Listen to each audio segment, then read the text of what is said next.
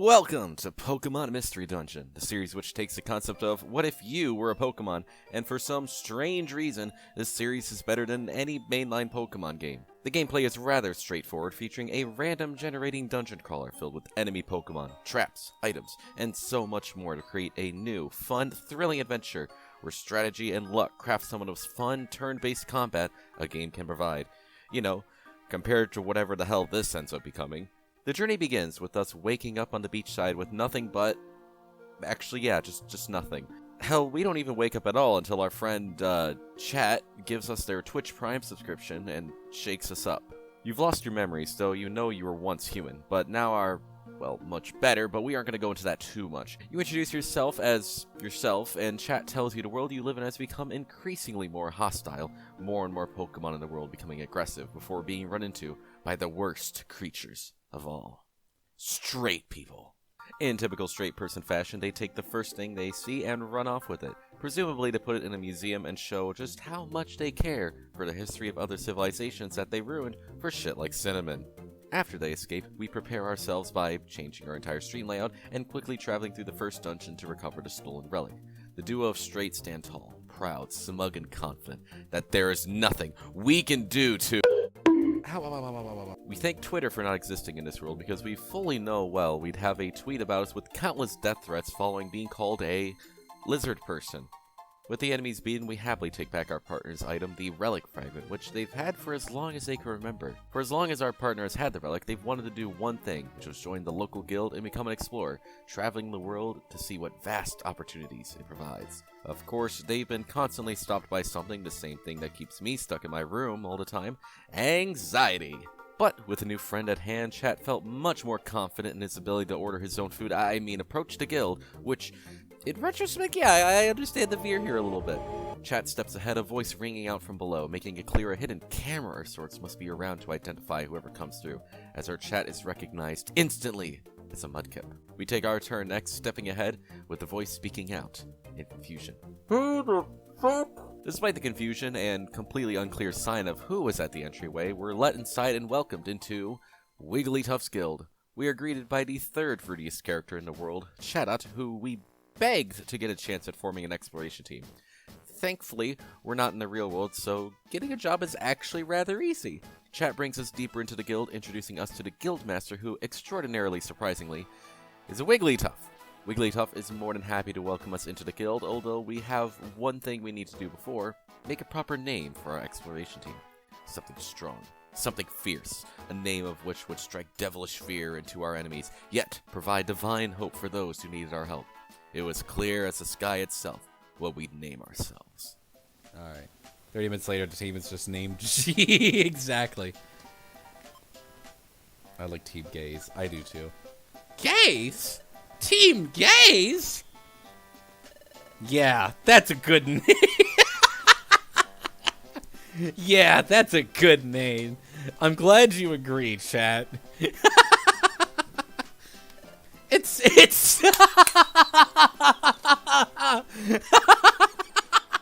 With our legacy finalized, we acquired something that the US government would never willingly provide to anyone: housing. We slept better than we've ever slept before and woke up bright and early the next day to begin our training. As an explorer, our job was to accept requests from the mission board, traveling through the mysterious mystery dungeons to save Pokemon, deliver or retrieve items, and a secret third option we'll talk about shortly. Chatot tasked us with acquiring a pearl belonging to a spoink, which, on the bright side, was only the second worst problem it could be having.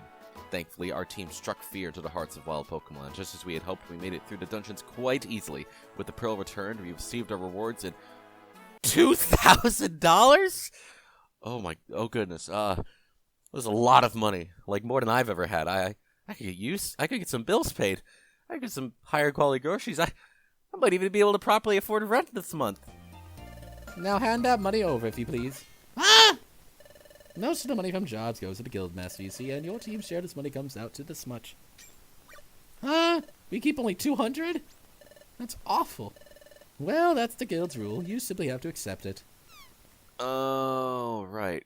Death and taxes. Well, on the bright side, we got another thing the US government would never provide: free food! With a full stomach and a comfortable rest, we woke the next morning with our next step in training, learning about the town we'd spend the next who knows how long at, known as Treasure Town. Our new friend Bidoof happily showed us around in town, introducing us to the facilities which will provide boundless opportunities to help our future adventuring. A wonderful general store, a lovely storage house, a simple ghostly bank, and nothing else of relevance. I mean, they're probably helpful, I just never use them at all for anything. And, as we were spending our hard-earned minimum wage, two adorable young Pokemon walked into the scene, an Azurill and a Marill, which needed to purchase that of an apple. A delightful duo for certain, the community clearly showing its shine, an extra apple being gifted from the Kecleons, and the most polite of manners from the watery Pokemon. So when the Azurill accidentally tripped and dropped their apple, The least we could do would be picking it up and handing it back to them.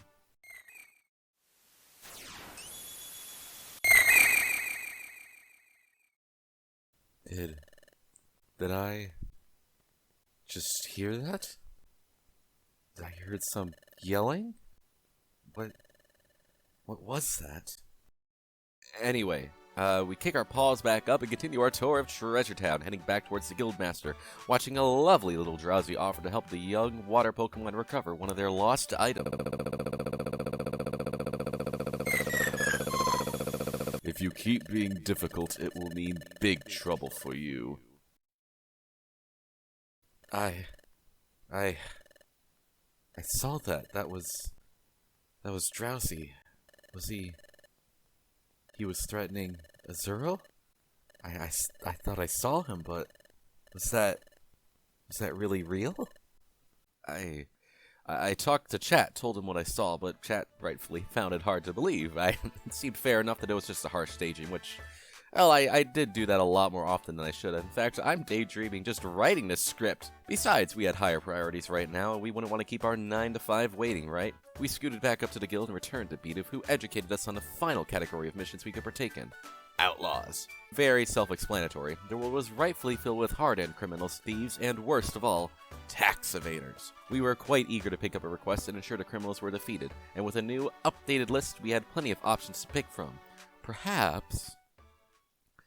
Oh no. We scurried out of the guild and quickly went down to the town, where we met up with Marill, who told us they had gotten split up from Azurill, who was stuck with Drowsy. We knew the baby Pokemon was in the deepest of dangers, and we had no time to waste as we entered Mount Bristol. Mount Bristol was a formidable area filled with spiders, punchy boys, and Doduos who did nothing but run away. Get the fuck back here! Thankfully, nothing bad happened while we were going through the... Chatstead. Well, I suppose there's a first time for everything at twitch.tv/LucaTheJackal. We quickly re-entered Mount Bristol and zipped our way to the top, where the criminal was standing. Drowsy. Drowsy was quite eager to get his grubby hands on a pile of treasure, but needed someone small enough to get inside, which, of course, is where the baby Pokemon came in. The Azurill attempted to run from the terrifying situation, but Drowsy was having none of it, unleashing his most sacred technique. I want my big brother! Hey, stop that! Hey.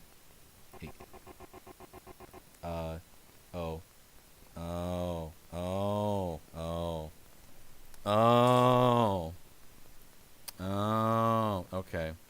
Crashing my entire computer. One more time, everybody!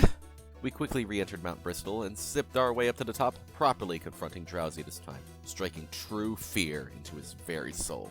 We entered battle and did what dogs do best, barks and bites. Drowsy paralyzed us, but he was no match for the third dog trick, which was playing fetch. Drowsy was rightfully no match for the dog boy and was quickly subdued and arrested by Officer Magnezone. The outlaw was taken away in the Ford F-150 and we reunited Azurill with Marill. We were taxed, of course, after completing the mission, but money isn't everything after all, only just a necessity to every aspect of life in a capitalistic society, but we were in a kind Pokemon world, so it wasn't as important. We happily took shelter and rested in our small bedroom discussing the day. Chat informed us that so many Pokemon were behaving strangely, harshly, all due to the fact that time itself was behaving strangely. The world we resided in possessed what were called the Time Gears. These Time Gears were what allowed the time to flow in the universe, certain gears allowing time to flow in certain areas. Altogether, they allowed time itself to flow right. If a time gear were to be taken, the flow of time in that area would begin to cease, halting everything, inanimate or alive, into a frozen, stationary position in time. All Pokemon knew of the Time Gears and knew what would happen if they were toyed with, which is why no Pokemon, not a single one, would even consider doing such an evil act as stealing one of the time gears. Speaking of grand evils, the next morning we awoke with a new duty to perform: sentry duty. See, the guild has a guard who keeps watch of the front guild, checking every Pokemon that comes by to see who they are and if they're allowed to enter. Our job today would be helping Loudred with these duties.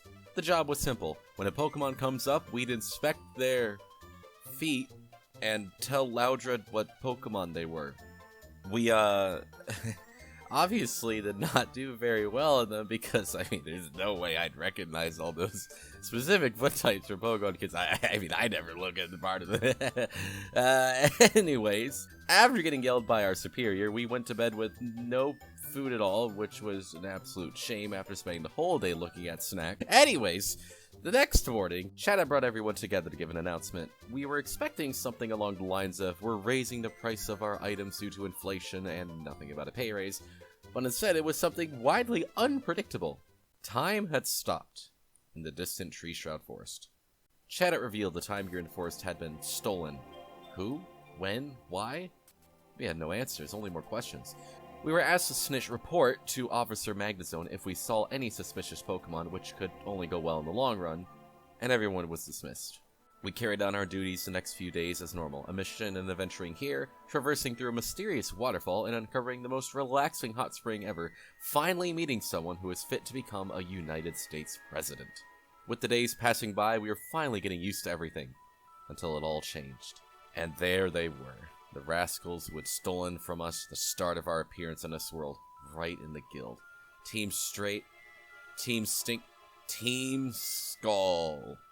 They enlightened us with the fact that they were now fellow members of the Wigglytuff Guild, and despite their obviously malicious intentions and attitude toward everyone, they were welcomed in with ease.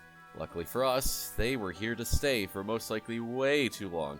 We were even introduced to the chief, who told us they totally identified with the LGBT because they were super straight. We attempted to ignore them, not as much as the higher-ups would, but enough to make it by. But ignoring them would prove to be an issue in the future. In any case, we had to be exploited for the fruits of our labors. Literally. The guild had run out of perfect apples, which were a necessity for the guild master's meal. And the guild master didn't get their perfect apples, well, even Arceus wouldn't be able to save us. Which is where we came in! The fruitiest team in the guild would be traveling to the apple woods to find these perfect apples. Go in, grab some perfect apples, come back, and a doctor would never be able to mess with us again. The woods were rather straightforward, filled with beautiful trees, sweet scent. From where? And the strongest move in the game. Oh my goodness. But we managed to get through with relative ease. Unfortunately, another group, as always, found it much easier to get through any struggle ever. Team Skull appeared from above with boundless perfect apples in their stomachs. The remaining few just out of reach. We readied ourselves for a tough battle, but we weren't quite ready for... Actually, there's like 10 different jokes I can make here, so why don't you actually pick which one you think is the funniest? We woke up a while later with all the apples missing, along with Team Skull. With no perfect apples, we had no choice but to return back to the guild. Chatot was rightfully distraught, terrified of what was going to come, refusing to let any of us explain our failure from the mission. We were brought to Wigglytuff to explain ourselves. The place is shaking. Ah! Don't talk, you do it now! Ah!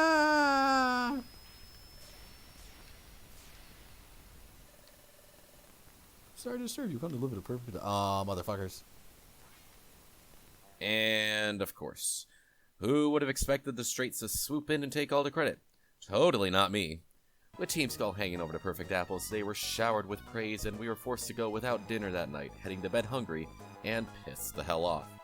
Hopefully, we'd soon enough get our retribution. But we couldn't dwell on it for long. The guild was planning on partaking in a full-on expedition, and the positions to fill were limited. And, come on, you think we're gonna miss out on a field trip? The next few days were spent working hard to prove ourselves. Truly, we should have tried the strategy of being the guildmaster's child and getting instant gratification, but sometimes we can't complain about the cards we're dealt with. We worked hard on our missions, beating up a Caterpie, failing again in Mount Bristol, and looking at feet. You know, on second thought, maybe we aren't entirely qualified for this one. But after the days passed, it was time to see who would travel on the expedition, and the winners were Loudred, Corpfish, Bidoof, Sunflora, Chimico, Diglett, Dugtrio, Krogunk, Chat, and myself. That is all. Wait a second. What? What? What? Turns out all the hard grinding, bones broken, and feet watching was for nothing. The Guildmaster decided it would just be more fun for everybody to be involved in the expedition, so everybody was included. At the very least, this company party wasn't just a single pizza in the break room. The only thing left to do was prepare, which was easy, taking an ungodly amount of candy before setting out on our grand adventure. Our exploration would be visiting a place known as Fog-Bound Lake, a mysterious area surrounded by fog which hadn't actually been proven to exist. If it wasn't proven to exist, why would we go there? Well, there were falling rumors of treasure located inside, and it was perfectly natural for a company to exploit their workers for a possibility in 2% GDP increase. The plan was simple. We would be traveling in several groups before meeting at the end of the mountains to set up a base camp, and traveling into the foggy area once we had settled in properly. Our team was composed of Chat, myself, and the finest ally anybody could have ever wanted, Bidoof. The first step was traveling through Craggy Coast, the step of such being essentially flat to the ground. Let me out! Is there a difference? I don't actually know. I think we might be Craig. I don't know what the fucking difference is. What? Okay, sure, fuck it. Fuck it. Oh my god. With an easy path through the coast, we found ourselves traveling up Mount Horn, which hosts an item that would change our lives forever. Oh my gosh, we got the mother load here. Focus Punch? Oh shit, hold on a second. Moves gives user a Focus Punch status, which causes the user to charge a power for one turn and try a powerful attack the next turn. You can't link this move. Ah. Interesting. Focus Punch sounds pretty nice. I'm going to use this on Luca. Boss fight every. I wouldn't rely on Focus Punch much. Or, yeah, no, I'm not gonna use it like at all. It's gonna be like kind of a one-time gimmick for like stalls. Because hypothetically,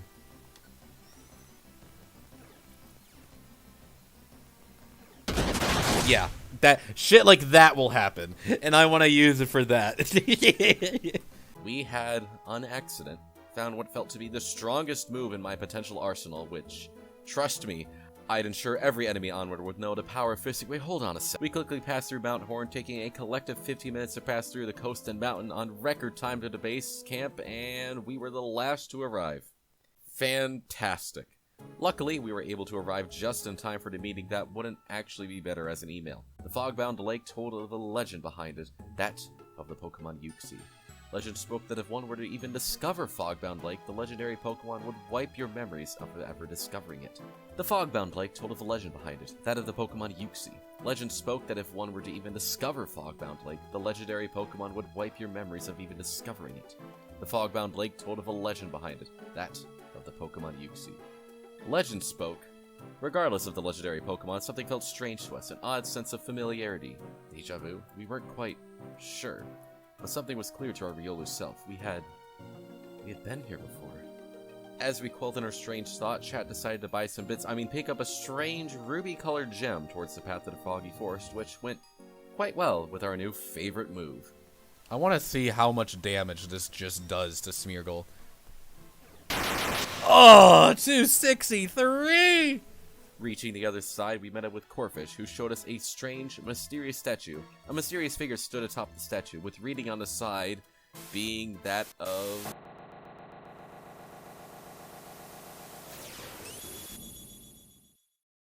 That's it. It's here. It's here. Place the drought stone in Groudon's heart. Well done. Good job, partner. The drought stone? Could it be the red gem Chat picked up on his way in? It's worth a shot. Chat stepped ahead, placing the gem inside the chest inside of Groudon. And it worked. A flash of light brightened the area, our sights returning with the warmth and heat of the sun, able to at last see the sight we had long been working for. Fog-Bound Lake was in sight and closer than ever before. Corphish ran back to spread the news, but just before we were about to press ahead... Oh god, the podcast trio was back again. They had planned from the beginning to use this for content. Let us uncover the mystery of the lake in order to swipe the treasure for themselves. We were not eager to let such happen, but they threatened us with another version of the several jokes I had made earlier. But just as they were ready to strike, our salvation arrived in that of an apple. Unlike Christianity, seeing this perfect apple would only bring good things, and like Christianity, God himself was closely tied with the apple. Wigglytuff was delighted to see all 5 friends of equal value, but quickly assured us queers that it was prime time for us to continue our exploration. Reluctantly, we shuffled off, but eager to get away from being put on a potential YouTube short. We arrived and traveled through the steam cave, quickly reaching the top at the height of the expedition's excitement.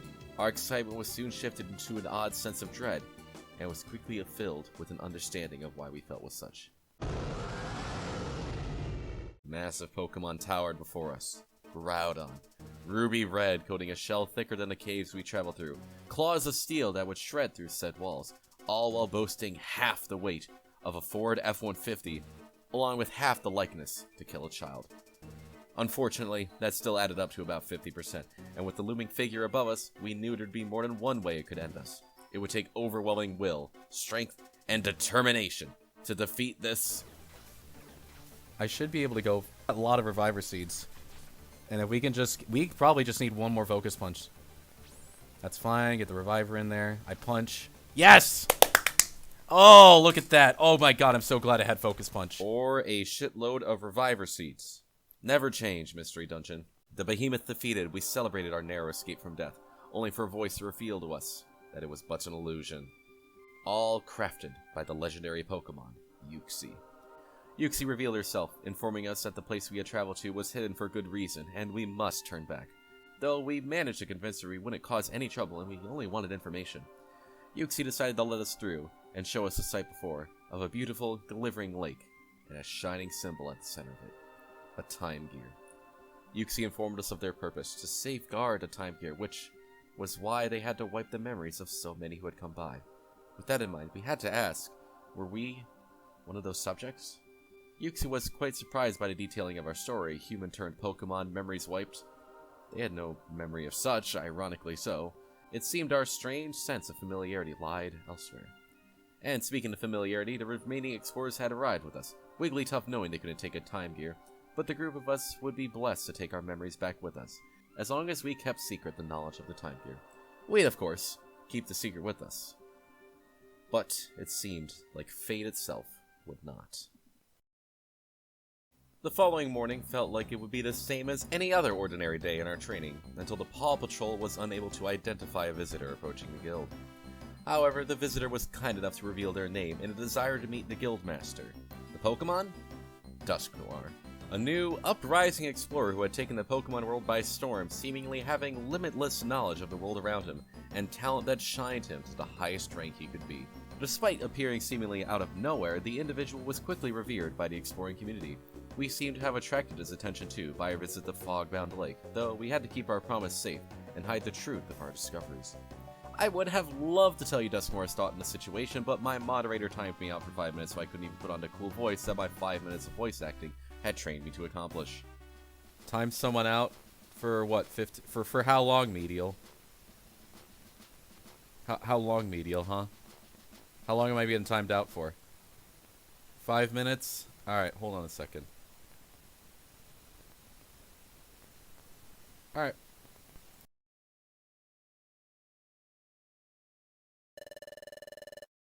Dusknoir informed the guild they would be staying in Treasure Town for the time being, which reminded us how thankful we were that private jets didn't exist at the time, so the celebrity wouldn't need to use it for a trip to the Kecleon store. In any case, we had duties to perform, partaking in another mission where we befriended a Spiel named Square, who will have zero plot relevance but has a funny name, and, well, come on, look at that little boy!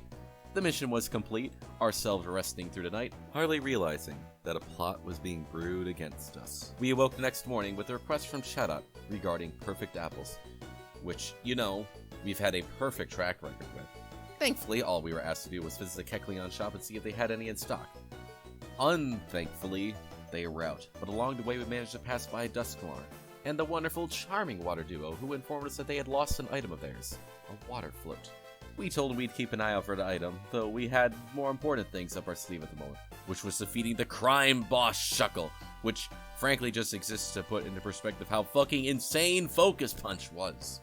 After defeating Shuckle and taking down their Magby minion, we finished our mission and rested well, unknowing that an even greater crime was soon to be committed. With the next morning coming through, we exited the guild for our daily coffee that was required of our generation, but were stopped by the Ball brothers requesting specifically for the help of the gays. They had found a note the prior evening revealing something drastic, that the water float had been taken, and by none other than Team Skull. They threatened to put it inside of a museum for hundreds of years, which was something we weren't going to let happen. Ant Plains was the spot it was being stored away at, and although it was clear it was a trap, we couldn't let them rewrite history for the 5,000th time. We quickly skipped over to one of the best area tracks in the game, realizing our team composition might not have actually been the best for this.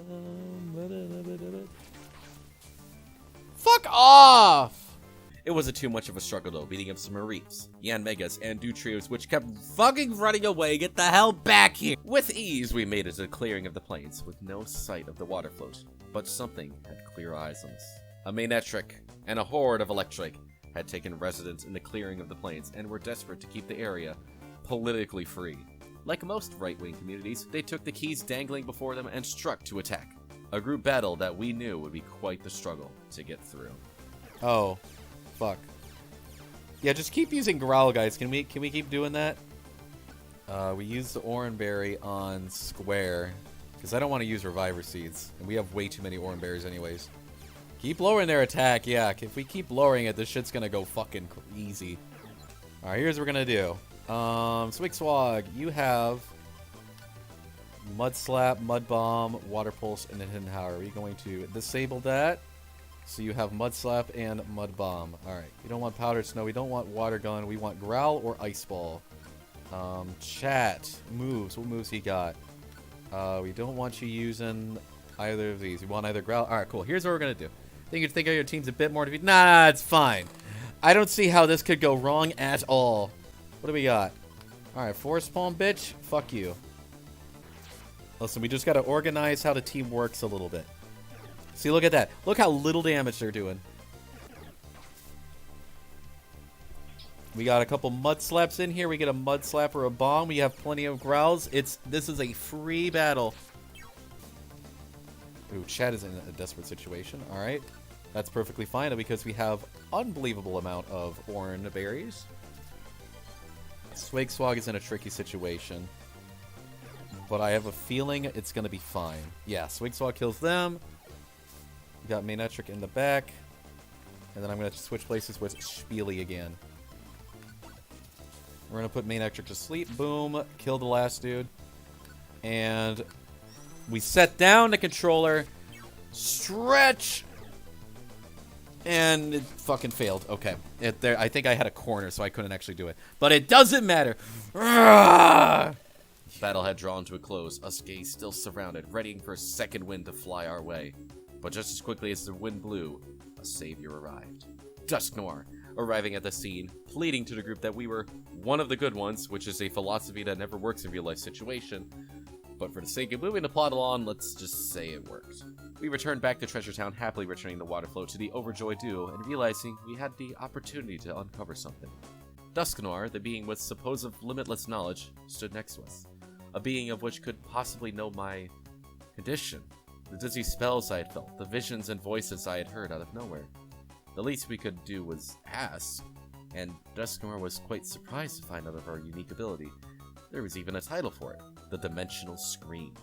If Dusknoir knew a name for it, then perhaps he might know even more. That's my partner's memory lost and caused a transformation from human to Pokemon. A human with the Dimensional Scream ability. You said you know your name at least. And that name would be? Ah, I see. You're Luca. Does that name mean anything to you? No. It means nothing to me, unfortunately.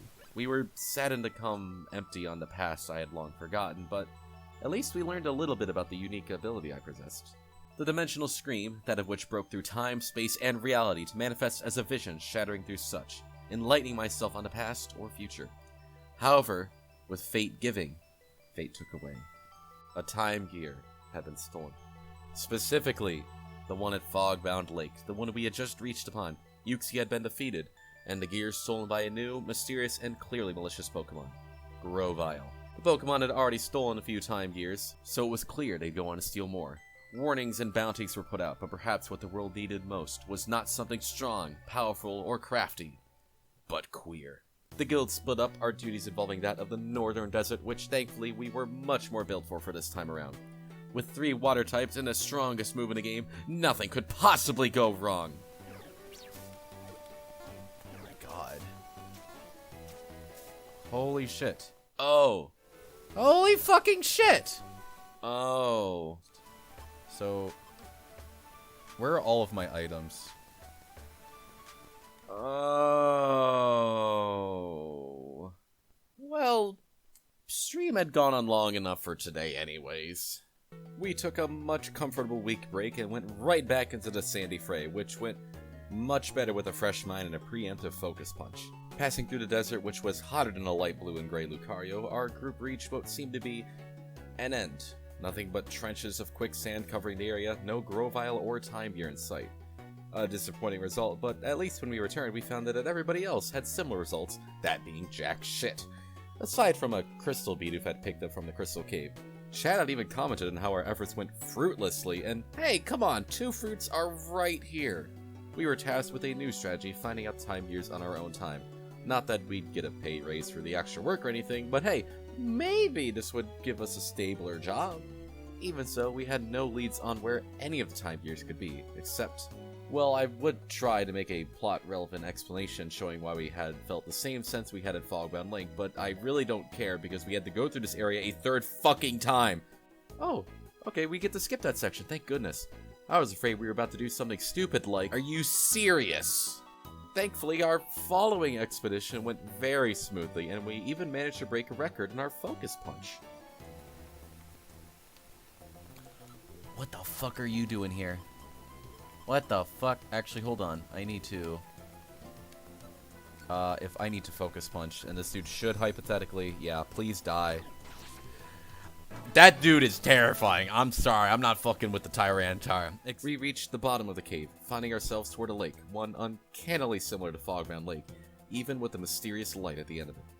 Thankfully, we didn't walk towards the light, but danger was still around the bend as the lights vanished. From the lake below appeared the figure of Mesprit, the guardian of the time gear.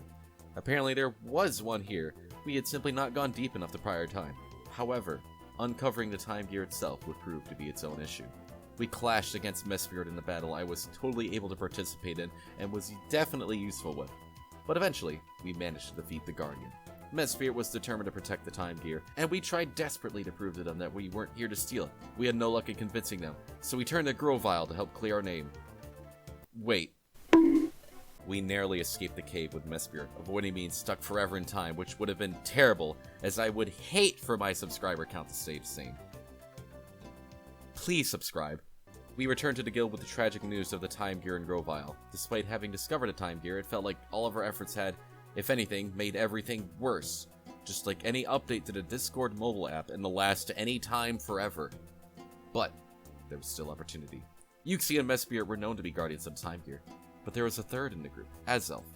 If the other two were guarding time gears, perhaps Azelf would be too. If we could locate them before Grovyle could, we could easily provide a proper defense for the gear.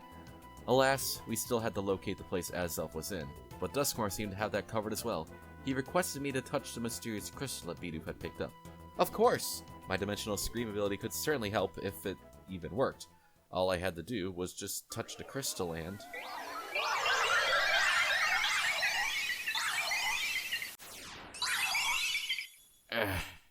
No. You can't take it. Now I'll never. The time gear.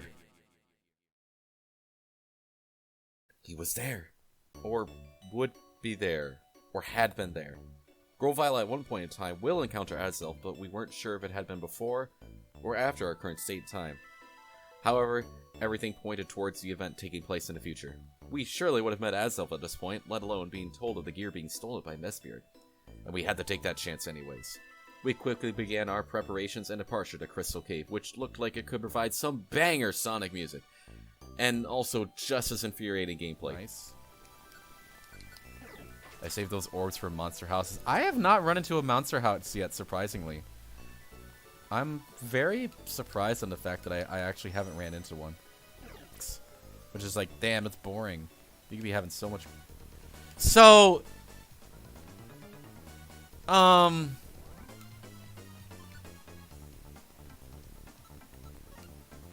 Right. Okay. Okay.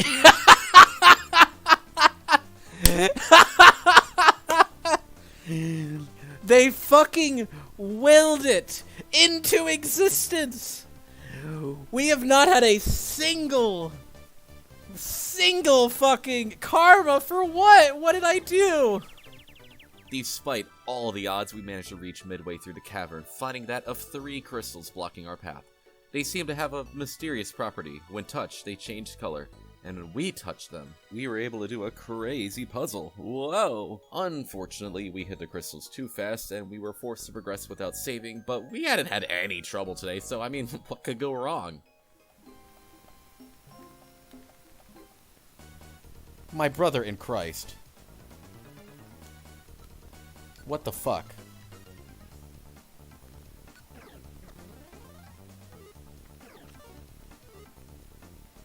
Yeah, I would like to leave, please. What are you doing? You need to go, my guy! Run away! It takes someone very brave to be a huge coward. Oh, absolutely. You're fucking kidding me. I'm slowed? Oh, shit. I am slowed.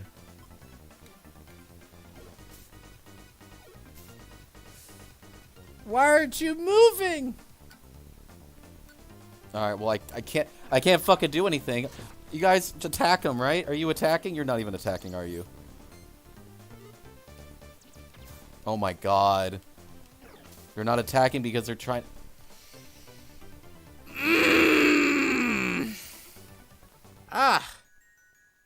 Alright. Thankfully, this time we didn't lose everything, just a shitload of time. Further, thankfully, our next visit through the Crystal Cave wasn't filled to the brim with monster houses, and we managed to save and pass through the Crystal Puzzle before heading onward. We decided to recruit some allies in appeasement of chat, which had no repercussions. No.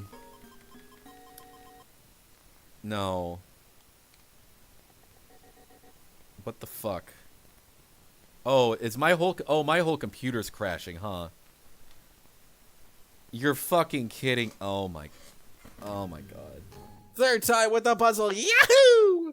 The next visit through the cave going much smoother. We could only hope that reality itself wouldn't screw us as we reached the lake into depths with a terrifying sight. Grovyle had arrived, and he seemed to have Azelf on the brink of collapsing. Azelf managed to coat the time gear in crystals, making it unreachable, allowing us to approach Grovyle and ready for battle. Grovyle was strong and swift, we knew this. But Grovyle wasn't ready for the power of 10 gifted subs. What the actual shit? Thank you so much, Bibbles. We're just gonna kinda... I'm gonna focus punch and hope for the best. Chat, you're about to get one... Yeah, chat might just fucking die here. Ooh! After all that bullshit, he just fucking dies? I knew that violent scene was a good idea. Unfortunately, despite hitting Grovyle with the power of Twitch Prime, the cutscene determined that the fight was incredibly close, with Grovyle barely pulling through. Grovyle had us on the ropes, figuratively, sadly, and was just about to kick a child while they were down, which would have been the perfect LucaTheJackal content. But out of nowhere, Dusknoir appeared, defending chat before our eyes, striking Grovyle away to the edge of the map, and with a flashing clash, they vanished. We awoke in our beds, having collapsed from the intensity of going through Crystal Cave 3 times. What, did you expect me to say the Grovyle fight was difficult? An emergency meeting was called in the town, hosted by none other than Dusknoir. The town gathered together. Thankful it wasn't another HOA meeting about someone's fence being 3 inches too tall, but instead, a grand reveal of Dusknoir's history. Or rather, what would be of their history. Dusknoir told us they were from the distant future, at least future enough. A future where Grovyle was a well-known criminal for being hunted down. The reason? Probably being too straight or whatever some people think is going to be illegal in the future. Even so, Grovyle had escaped into the past and was hatching a plan to take away all the time gears, which would result in that of paralyzing the planet. When a time gear is stolen, it stops time in a specific region, But if all the time gears were to be stolen, it would render the entire planet stuck in a still flow of time, where nothing moved, shifted, or even stuttered, and that of which remained alive was void, their natural self. Grovyle had been attempting to achieve this paralysis so that he couldn't be arrested in the future. Dusknoir had been sent back in time to prevent Grovyle from making things worse, and reluctantly needed our help. Dusknoir had a plan, however. Grovyle had failed to steal the time gear and still required it for his plans. The plan was simple. Have everyone spread rumors that the time gear had been settled in the Crystal Lake, causing Grovyle to want to return to the lake and steal it. With such, a trap would obviously be set, and we would strike, taking down Grovyle by surprise. However, we would have to sit it out. Of course, if everybody went to Crystal Lake to pounce on the handsome leaf, it would clearly alert the criminal that something was up. Also, our starter was a water type, and I didn't want him to get one shot again. We'd sit out, spread rumors, and all we had to do would be wait until Grovyle was inevitably captured.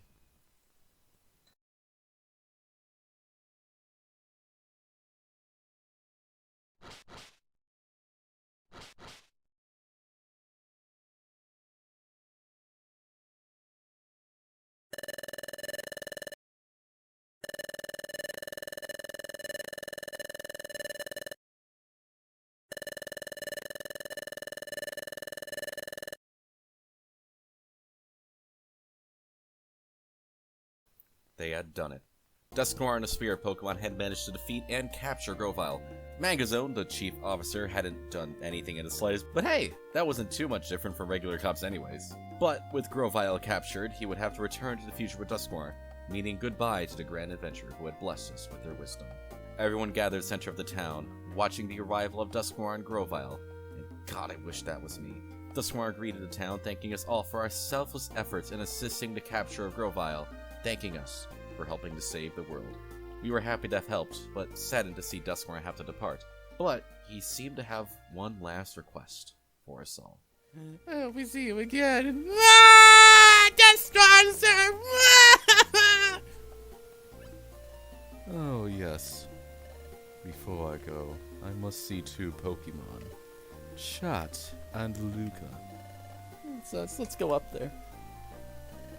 This is really goodbye, Dusknoir, sir, for everything you've done. Thank you sincerely. Well, this is goodbye. Or is it? What? It's too soon for farewells. Ah! You two are coming with me.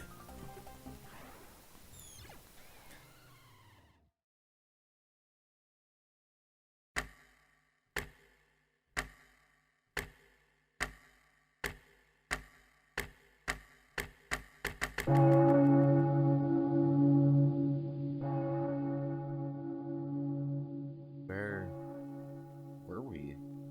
Or was it rather, when? We awoke in a cell, what seemed to be a prison cell at least, with nothing but each other. We had been snatched by Dusknoir and dragged into the portal through time, and our pondering was cut short as we were blindfolded and dragged through the rough, stony floor with our vision slowly returning to us, the two of us bound and tied to a pillar. Okay, maybe I was a bit too wishful earlier, but a third voice rang out, mocking our ignorance of the situation we were in. Grovyle.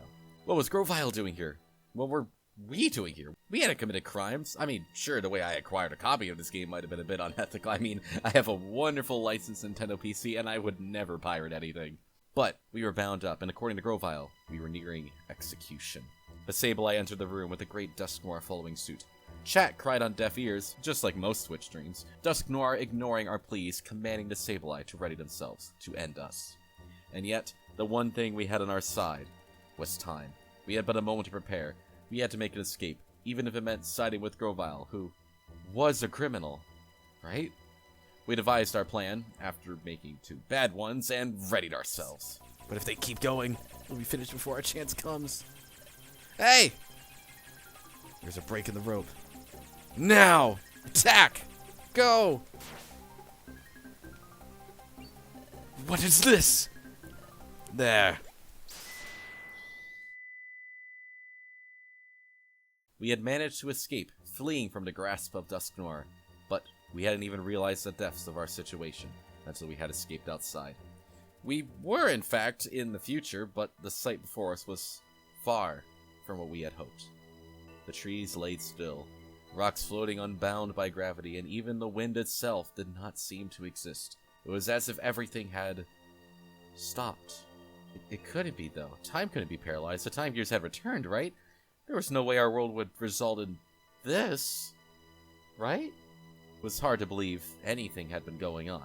Dusknoir wanting to kill us, the planet stuck in time, and Grovyle seemingly on our side? How could we trust a criminal? It was hard to believe anything that was going on.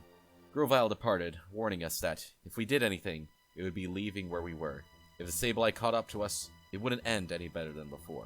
Passing through a dark chasm filled with dark, ghostly Pokemon, hostile as could be, bullied beyond belief. What are you? I can hit you, right? Oh my god. Bruh! Mudkip! Oh, shit! Attack! Oh my god. Oh, right, Mudkip can't fucking do anything. Let me out! There we go. That's fine. Alright, items. Do we have Oranberries? We have a Oranberry. I am a cube. There's still money in the future? Fuck, yeah, I agree. Energy ball, okay. Alright, we're good, we're good. It was clear that the paralyzed planet was a devastating fate to the planet, with some of our greatest struggles coming with. Yeah, let's just leave now. Bruh. Alright, now this should be fine. So... Slumber.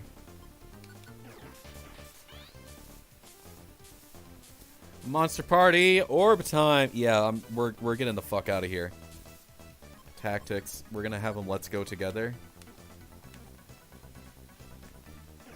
So we can growl.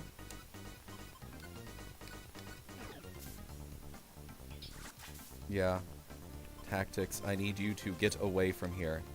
I will stall for a single turn. Alright, here we go. What are you doing? Why are you going up? Alright, Sleep Seed, we're going to throw that shit. I'm just gonna force pull my way out of here. Chat is dipping. Yeah, the moment... So, yeah, we have a roll call orb. That is the thing.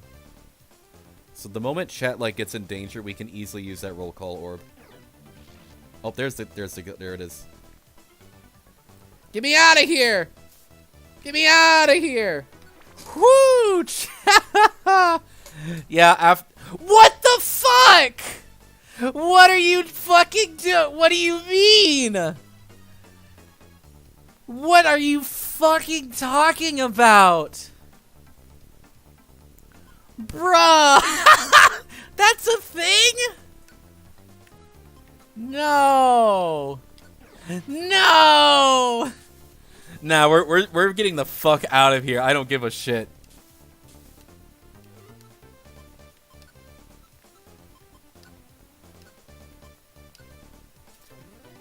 I'm getting the fuck out of here. I do not give a shit. Fuck. You know, I said orbs and not orb. We eventually passed through the dark areas, having caught up to Grovyle. But danger loomed, he warned us. A mysterious, terrifying voice rang out, letting us know our trespassing would not be taken lightly. A terrifying ghost Pokemon comprised of 108 spirits, which would not allow us to escape with our lives. Bye-bye. Yep, battle's over. Anywho, we reunited with Grovyle, speaking the clear truth that the Pokemon in this world had become bitter, cold, malicious even, fighting for nothing but themselves in the perpetual state of the world. We didn't know what to believe at this point, but we had to at least hear Grovyle out. He was their only source of information in the world, which in hindsight was probably a lot better of a news source than it was before. Grovyle informed us the world began to collapse around the time that we came from, our present, starting from the Temporal Tower, led by Dialga. Dialga was the legendary Pokemon of time, that of which watched over all time, past, present, future, and ensured its comfortable, stable flow. However, the tower collapsed, the world coming soon to a standstill, paralyzed for eternity, corrupting Dialga in the process. Dialga still needed to maintain the flow of time, but not in the way before, ensuring that history remained the same no matter what, even if it did result in saving the planet. Reverting to his basic instincts, he had become Primal Dialga.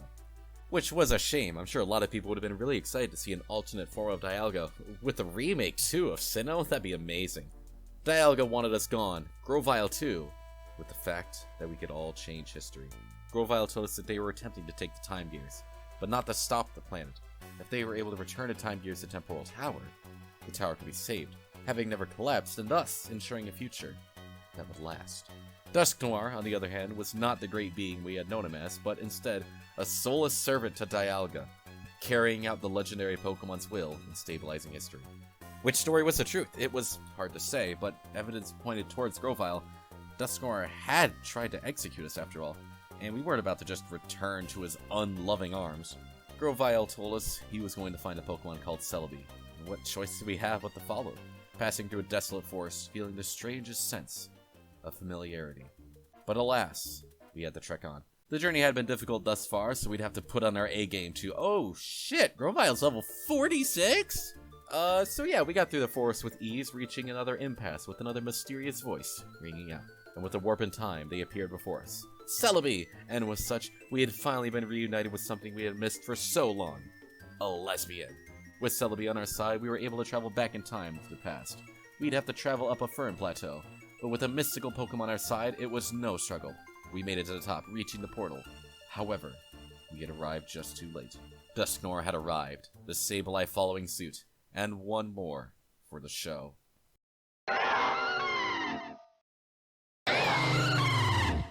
The legendary Keeper of Time was standing before us, that of which controlled time. We might be able to defeat their minions, but the god himself? Grovyle couldn't imagine us having any success, and he planned to surrender. But even so, we had hope.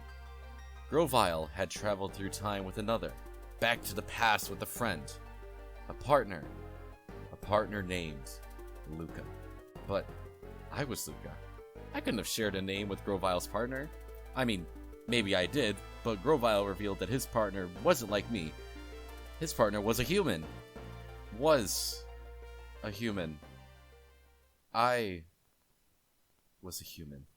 We had been trapped, deceived, and we had no chance of escape. Celebi could encounter Dialga's timely powers, Dusknoir knowing every move myself and Grovyle had. Was there any hope? There was one. I know. Celebi, can you time travel village travels a short distance to the passage of time? It'll be easy with Dialga here. Dialga's a temporal Pokemon, controls time itself. Even if I can make his travel in, and he'll have no trouble exposing it. Just has to work for an instant. Please! Attack! Time to travel! They vanished. Monster Dialga! Whee!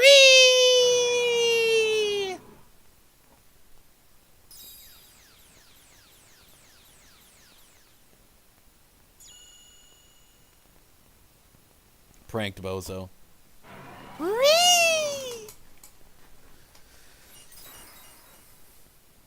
The roar of time. Our time travel has been shattered. There they are. We almost made it to the passage of time. Dive in now, you can make it. Now into the passage of time. What about you, Celebi? Don't fret over me. I told you I can't be caught. Stop the planet's paralysis. Change history. Thanks. Thank you, Celebi. You're not getting away.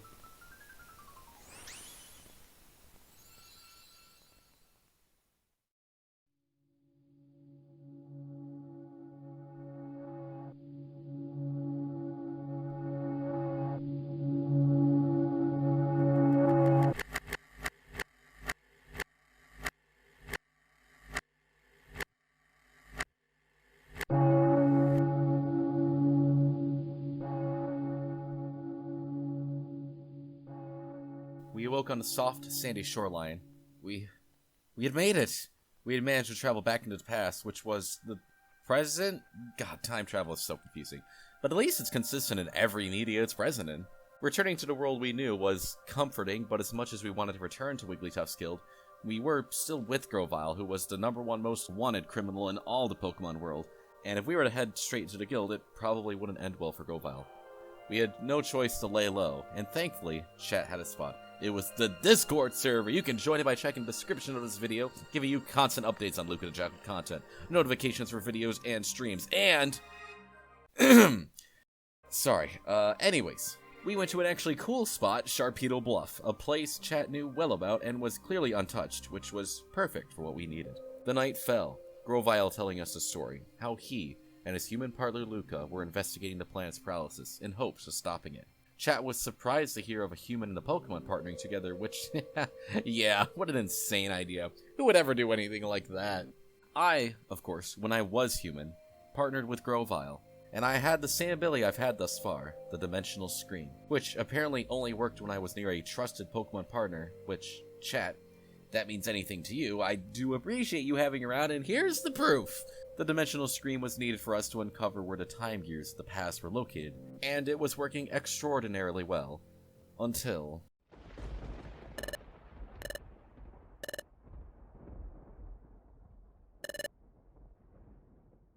we were separated. When the two of us had been traveling through time together, we had an accident, splitting our arrival, and somehow turning myself into a Pokemon, and wiping my memories in the process. So, nothing bad had truly happened, but that's a conversation for another day. In any case, we still had a duty to perform. Grovyle still planned on taking the time gears, and although time would stop in the area, it would only be temporary. Once we brought it to Temporal Tower, time would be restored everywhere. What were we going to do? Well, it's not like we had many options, and we still had a planet to save, so we'd band together and prevent paralysis. After some EP time, but I mean, come on, can you blame us? We entered the Tree Shroud Forest where one of the time gears was located in, the one Grovyle grabbed from the very beginning. It had been a long time since we had traveled in the normal world, but we strangely felt we'd be safer through it all. Some typing and laundry. Bruh. We gotta get through here, so we're gonna have to take our sweet old time with this. I'll take my sweet time with this one. What? Oh, what? Yeah, let's get out of here. Holy shit. Wait. Get me out of here. What? Mystery stairs? Yeah, sure. Hold on. Let me get out of here real quick. Yeah. Yeah. Let's fucking go. Curly on. Finishing our quick visit through the forest, we arrived towards the time gear before discovering the devastating setting. Time itself had stopped around the forest, nothing moving, not even the wind, and worst of all, the time gear was still here. Even with the time gear where it should have been, time had stopped, which shouldn't have happened. The time gear being in place should have restored time, and yet, to return to Sharpedo Bluff, chat returned from news on the gossip from Treasure Town. Despite the spirit Pokemon returning the time gears to their spots, time had remained stopped in those locations. The foggy lake, desolate desert, the crystal cavern, and everywhere else was frozen. Paralyzed. The plague was spreading as well, the places that shouldn't even be affected by a lack of time gears. But Grovyle knew the one cause that would result in time stopping everywhere, the collapse of Temporal Tower. It seemed like, funnily enough, we were running out of time.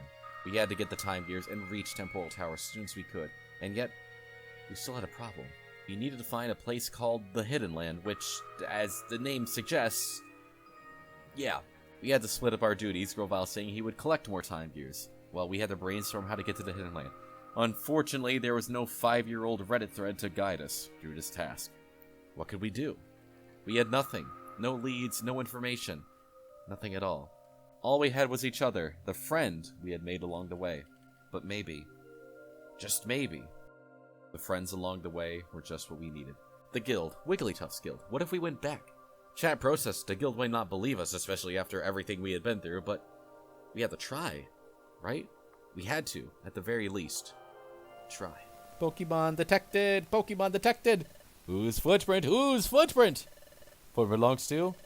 Footprint belongs to... What's wrong, Diglett? Respond. What? Hey, Diglett, where do you think you're blurring off to? That footprint. It's chat! What? What? Ah!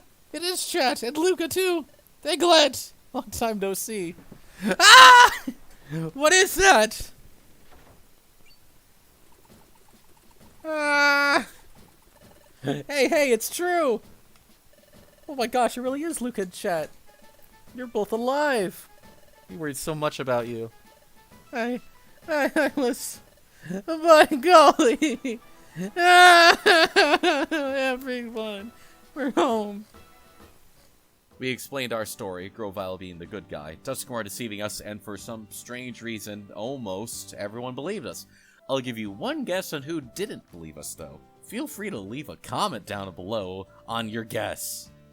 Regardless, the guild was tasked with researching on how to find the hidden land, and the other spirits were to be informed on the status of Grovyle. Chatot gave us a task, something that would help us in our quest of finding it. All we had to do was talk to a boomer. Fuck. As expected, it took several minutes for the baby boomer to even understand what we were talking about, instead telling multiple short stories along the lines of, back in my day, we could get a soda for a nickel, and confused as to why nobody would buy a house anymore. However, we were able to get one piece of information out of it. We needed proof with a certain encryption on something. And we had something. A treasure. A relic treasure. The item chat had been holding on to since the very beginning. That had almost been put into a national museum. It had a strange pattern on it. Perhaps it could help. It certainly could, with Wigglytuff recognizing the pattern. There was a cave north of the guild. The two had discovered a pattern on the walls of the cave that he had visited before. If we were to find that pattern again, the relic might guide us to the hidden land. However, they warned of a nasty group of bandits inside the cave. But that wasn't going to stop us, right? We had a new high on our adventuring attitude, and nothing could let us down. But that's why I must go. Please take me to Brine Cave. Okay, then I want you to go with Team Gaze tomorrow. Maybe one thing could let us down. We returned to the bluff, finding good news, a note from Grovyle. His quest in the time years had gone well, with only 2 more left to obtain. He knew we had returned to the guild for help, and was delighted to see a world united in the cause. However, he knew Dusknoir could return at any point, and staying near Treasure Town would likely cause Dusknoir to strike, and we couldn't have a run-in with him again. He'd lay low, while the two of us kept up our work. The following morning, everyone gathered at the entrance to the cave, ready to dive inside and reach the depths of it. Joined with Chatot, the 3 of us ventured into the depths, knowing the dangers that awaited, but our time with Chatot was swift, with the arrival of the most infamous team of crooks the world had ever seen. Team Straight. Stinky? Skull! Right, yes, Skull. Chatot was bewildered by Skunktank's strange language about how the woke virus had taken over the guild, and was even more shocked when they snatched a relic fragment right before our eyes. The team skidded away off to the museum again. Chatot, enraged by the comment that Sizz is a slur, scurried away in chase of the dastardly Straights. Thankfully, we only lost 1% of our team power, storming through the cave before we reached an opening, finding 3 figures before us. Skunktank, coughing, and Zubat, broken, stuck in the floor, having nearly collapsed from an oncoming attack. Now, I could tell you they gave us a small speech, almost apologizing for their actions and handing us back the relic fragment in order to allow us to continue our journey. But this ain't your month, bitch! Hold that fat fucking L! Yahoo! We passed by the group that gets the other 11 months of the year, finding what seemed to be the end of the cave, with Chatot hiding center of it. Chatot said he found the bandits, but they had vanished before he could properly track them. But they couldn't have gone far. Not out of the room, that was for sure. We looked left, right, all around and about. And yet, we couldn't find a trace of them. However, despite everything annoying Chatot had become, there is one thing he was thankfully not: a gamer. And so he looked up. With a warning, we managed to narrowly dodge the stealthy strike the trio of bandits attempted, revealing themselves as Kabutops and Omastar brothers. These were dangerous Pokemon we had been told so much about, and they were quite upset with us trespassing on their territory. And above all else, they were ready to strike again, assaulting in a flash of light. Chatot taking the blow for us, defending us, before collapsing on the floor before us. You know, on second thought, I did like that bird. It's your turn next. Take this. Alright, Focus Punch. Someone's running in front of me. Oh my god, perfect. Oh, actually, yeah, fuck it. I will take this. I will absolutely take that shit. Oh my goodness. You kidding me? Oh, Kabutops is already dead. We're gonna focus punch. We're gonna take one. Hopefully we'll be fine. They miss. I punch. 540 damage. Oh, I didn't mean to switch, but here we are. Team, chat, tactics. I would like you to go after foes. I'm gonna eat. Complete lucky miss. I'm just goated with the sauce, everybody. I'm gonna sit back. You're gonna raise your defense. Too fucking bad. That shit doesn't matter. That was objectively the wrong play, and you weren't. I'm just better. Conveniently, the guild arrived moments before the fight concluded, with Grovyle in tow. The guild was devastated to see Chatot down, but he was still breathing. If they got him to the guild in time, he'd be perfectly fine, which was good because we were already pushing the E for everyone rating. Do not fuck this up for us, Chatot. However, we wouldn't be able to seek Chatot back to the guild. Myself, Chat, and Grovyle, we all had a mission to complete. We had to move onward. There is a room further from our grand battle, and it was inside where we found it. The pattern Wigglytuff spoke about, and sure enough, it matched with the relic fragment. The fragment, which began to glow, shining bright, the pattern on the wall soon joining in the soft glow, with the light shooting out to the sea.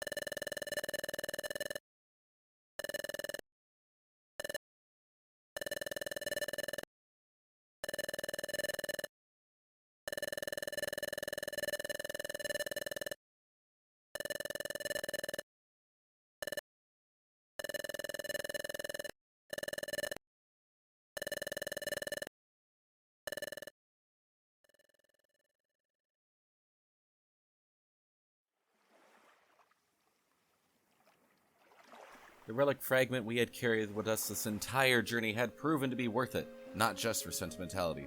The relic allowed a light to shine deep into the ocean, signaling the Pokemon Lapras to arrive. Lapras was the being who could travel to and from the hidden land, which could only have been accessed by the relic fragment, created by Dialga himself. Of course, the relic wouldn't work alone. It required a pure heart, which at least part of chat had.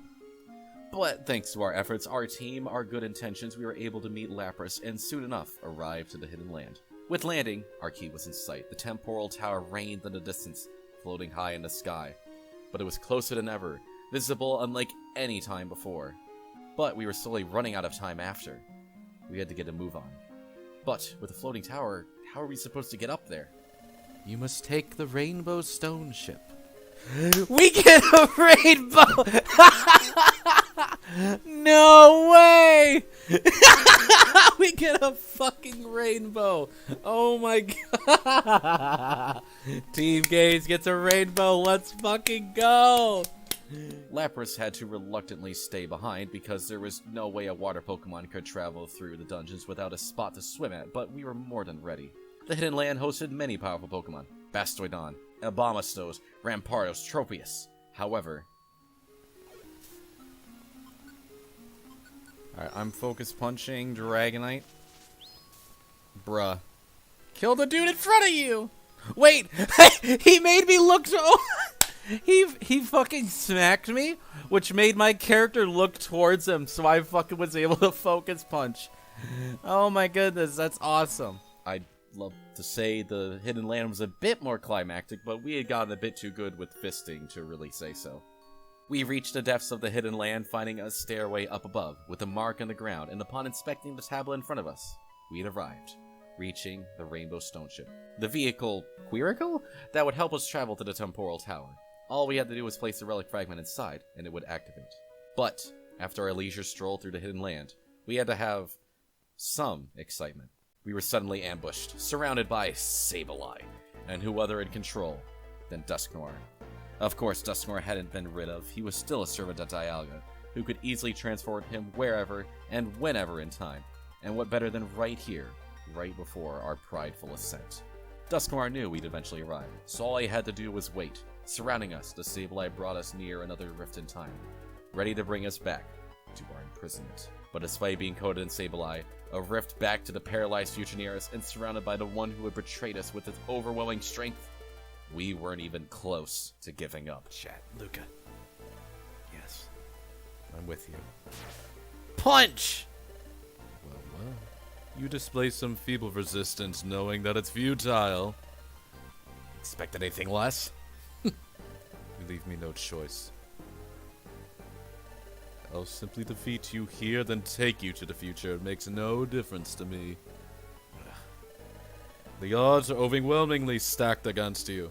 How much resistance can you even serve up? Show me! Swarm them! Your villain left is damn evil. I'll tell you what, I'm an evil person, so it works out. Alright, what do we got? We do have a violent seed. Fuck it, we ball. Yeah, use growl a couple times. Thank you, Mudkip. Unfortunately. Yeah, we gotta this fight was so hard when I was younger. Luckily, they aren't doing a lot of... Oh my gosh, they smacked us. Special band. Okay. Yeah, we gotta... this should be fine, actually. Grovyle is kind of sweeping right now. Became immobilized. Oh, that's great. Alright, the tech, that's a really worthless one. Power Bandit is gone. That is unfortunate. When do you get that item back? Is the cutscene up next? I was gonna say, I am a little worried that I'm not actually gonna get that back there. Alright, I'm gonna eat my orange seed since I'm still fucking paralyzed.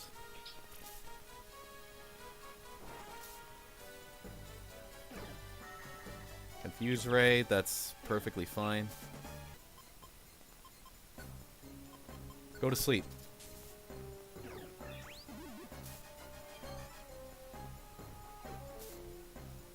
Mudkip's fine, yeah. Alright, Mudkip's, that's fine. We can take a single death.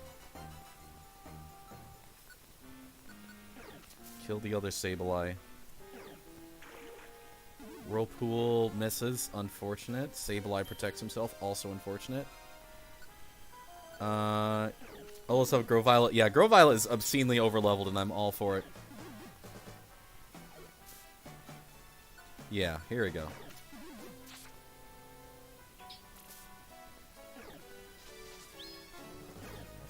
Alright, we do have... We are good for, like, a turn. Hold on. I can't control Grovyle, can I? I stalled on accident. Well, I got my scarf back at least, and I know we have 500 fucking other scars in my inventory, in my storage, so we'll make it work. While attempting to grab our scars back, we were launched back by Dusknoir, who refuted our strength, claiming all was useless with his might far greater than ours. Dusknoir charged, opening his stomach-mouth thing, charging one final assault, one that would wipe us out for good. We had no chance at dodging or blocking against such an attack. But then we imagined, what if the great evil King Ganondorf played Explorers of Sky? With their lord and master down, a Sableye fled, scattering like the wind they had never known. Dusknoir defeated, Sableye gone, we were finally safe and able to ready ourselves. We sent Chad off to get the Rainbow Stone ship started, leaving the two of us with Grovyle. And although Dusknoir was down for the count, he still had words to say. Don't move. Luca,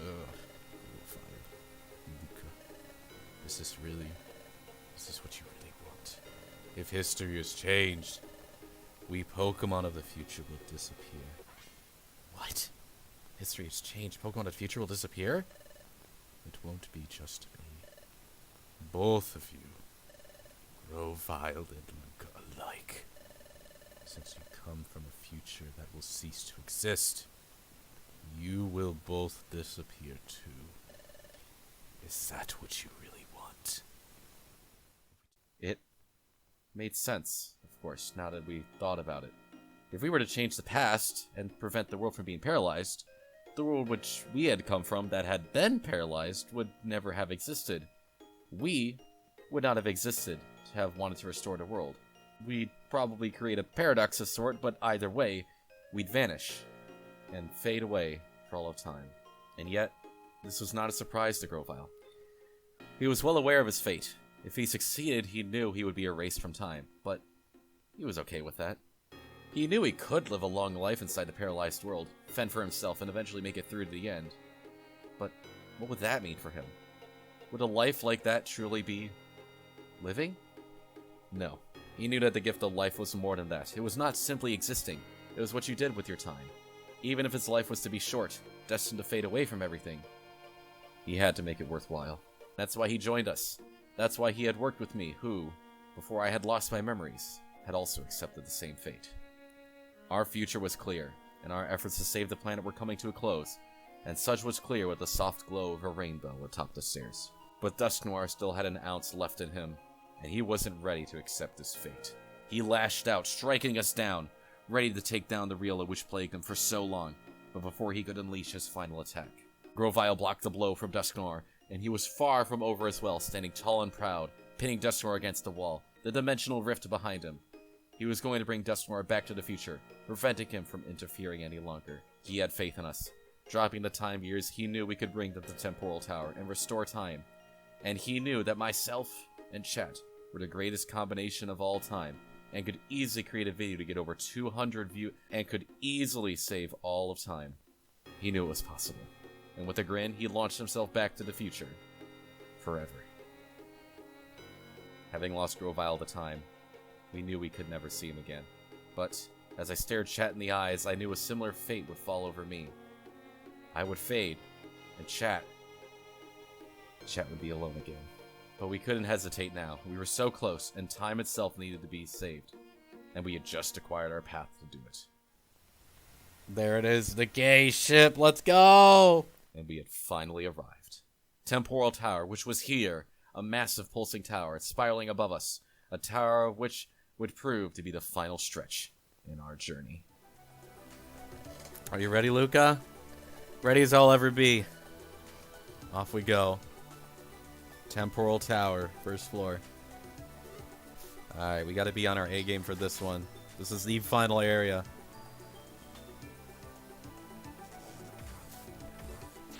Oh god, we have discharge. Well, we have discharge. Oh shit, that's gonna be fun. Yeah, we've got discharge going on. That's gonna be a tricky one to deal with. Or maybe we can just, you know, skip to the end immediately. Sunny day. Yeah, imagine like we're going this climactic finish and it's just immediately oh, great, fantastic. Alright, well I'm taking this guy. And then this dude just dies, right? Whoo! Luca, what would you do if I said I hope you find a monster house? I was just wondering if I even can get monster houses in this place. I'm gonna use Focus Punch, actually. Yeah, it's just a matter of when. Right. Oh, Rock Pop. Wait, no, you're still double speed, so you walk in front, and then you die. Bam. Pow. Bruh. You have a ranged move? Oh my god. Okay, hold on a second.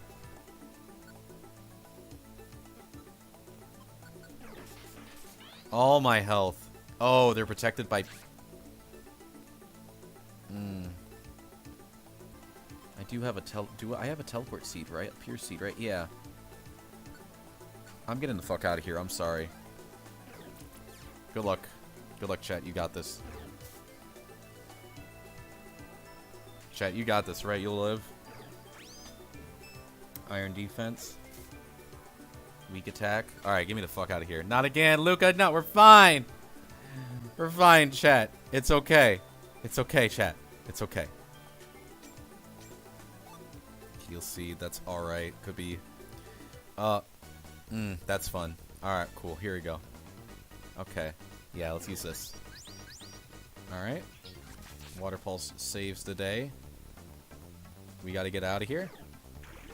Really unnecessary, chat, but I respect the effort. Alright. Whew! That was tough. That was a tricky one. Oh, here we go. Wow. Another tremor. That tremor was powerful. Must be getting worse. The tower must be falling apart faster. I'm not sure it's true, but if temporal tower regulates like Lapras said, then if the tower collapses, our planet's paralysis will begin. So let's hustle, Luca. Let's get going, everybody. The Temporal Spire. Porygon Z? Oh no, that's 2. Or is that 2 or Z? I think that's Z. Yeah, that is Z. We just haven't had that, right? We haven't had like a side game in forever, and like that's what I meant. That dude got pancaked. Oh my god. Yeah, motion controlled loops. Yeah. Oh, great. Alright, moves. We're gonna focus punch, and dude should just walk right into us. I'm still surprised I killed. Yes! Oh my god, that's so good. Radical red for casual. Oh, I cannot deal with your... Yeah, get fucked. Alright, that probably wasn't worth it, but... I did not want him to use another discharge and kill us both. That would not be good. Take it really slow for a moment.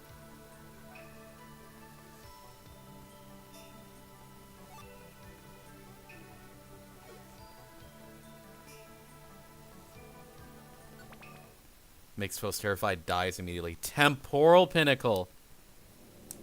And at long last, we had reached the top. The time was here, darkness nearing, the sky itself coated in red. Before us stood the final pillar. The one where we needed to put all the time gears in. Once they were inside, the tower could be restored, and all of time could save the planet from paralyzing. But we had forgotten about the one who had truly been against us from the beginning. The one we had been wanting to save this entire time. Dialga. Appearing from the empty space before us, their distorted view of the world was being caused by the current unfolding of Temporal Tower, and saw us as the cause for the soon destruction of time. There was no hope in reasoning with Dialga, but we still had to save time. We had to fight our way through one final bout. Whee! Ladies and gentlemen, it is time. We are here, and we are Team Gaze. All right, hold on. So I need to use a Violent Seed right off the bat on myself. I need to use... We need to use a Vile Seed. Throw it at God real quick. He didn't pick it up. Is he gonna do something with it? I don't think he is. Alright, we're gonna focus punch anyways! Punch! Oh! Oh no! Oh no! Wait a minute! He fucking minimized. Alright. Pray. We'll be fine. It's okay. Punch! We did it! Yes! Get fucked. You thought you could outsmart me? You fucking can't. I am your god. And he's already fucking kneeling. Holy shit! That fight took me an hour. Look at the fuck. Focus punch is the best fucking move in this game, and I am standing by that. Well, that could have been a little more climactic, but we had done it. Dialga defeated. The tower was beginning to collapse. The brink of utter destruction had arrived, but we had just one more thing we needed to do. Placing the time gears inside the pillar, the world itself seemed to stop. But for just a moment. And when it returned, so had the tower. Dialga, and time. With the time gears put into place, the temporal tower had survived, and so had the world. The world that was once frozen was now moving as it should, and it would continue to do so forever. We had done it. We had saved the past and changed the future. We had changed the future. Our future. My future.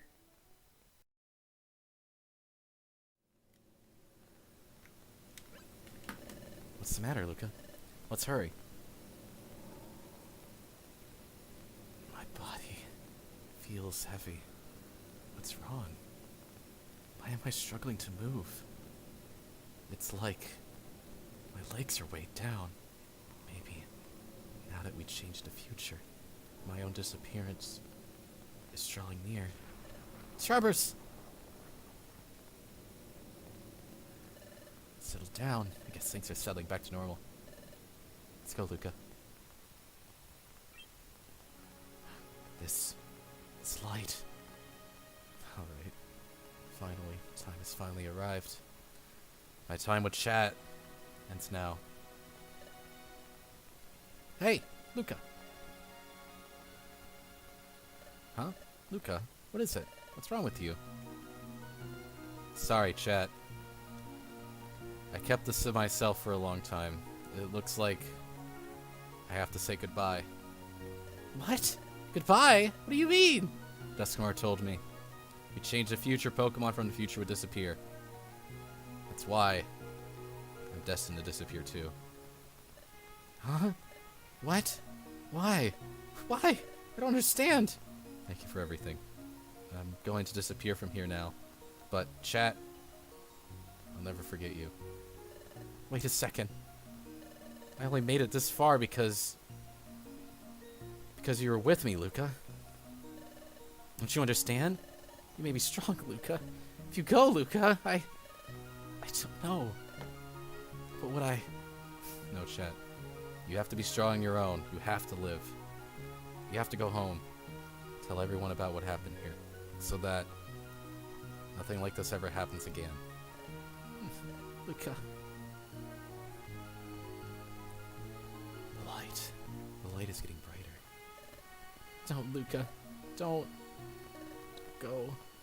Thank you for everything, chat. I'm glad we got to train together at the guild. I'm glad we got to go on adventures together. I'm glad I got to know you, chat. Luca. I'm sorry. I'm so lucky that you were my friend. I feel the same, Luca. To me, Luca, you're more important than anything. Yes, I feel the same way.